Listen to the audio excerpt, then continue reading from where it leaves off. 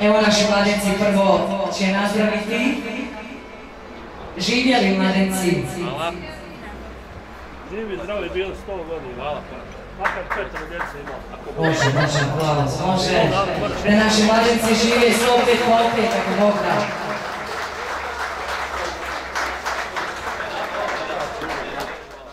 Naravno, sad, dragi naši cijenjeni gosti, najjači aplauz, zbog njih smo danas tu. Naši mladenci, Bujrum! Dobrodošli, mladenci!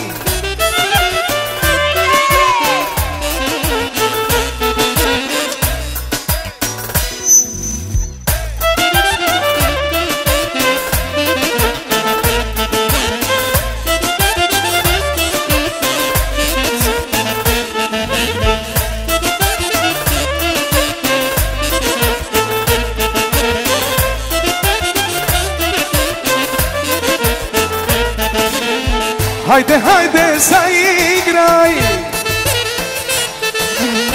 hajde sa mnom zapjevaj, neka vide sada svi da si moja ljubavi. Riješio sam sada ja da te ženim voljena,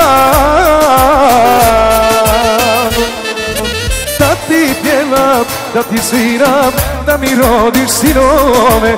Nek nam ljubav živi vječno, nek zauvijek potraje. Da ti pjevam, da ti sviram, da mi rodiš sinove. Nek nam ljubav živi vječno, nek zauvijek potraje.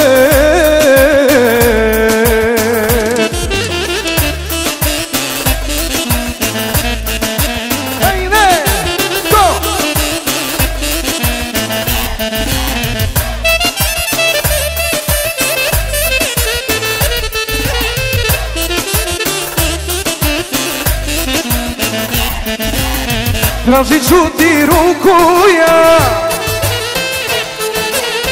od tvog oca da mi da. Veseli se, majko, ti dolaze ti svatovi. Veseli se, majko, ti dolaze ti svatovi. Da te ženim, da ti pjevam, da mi rodiš sinove.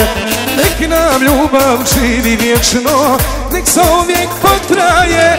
Da te ženim, da ti pjevam, da mi rodiš sinove. Nek nam ljubav živi vječno, nek zauvijek potraje.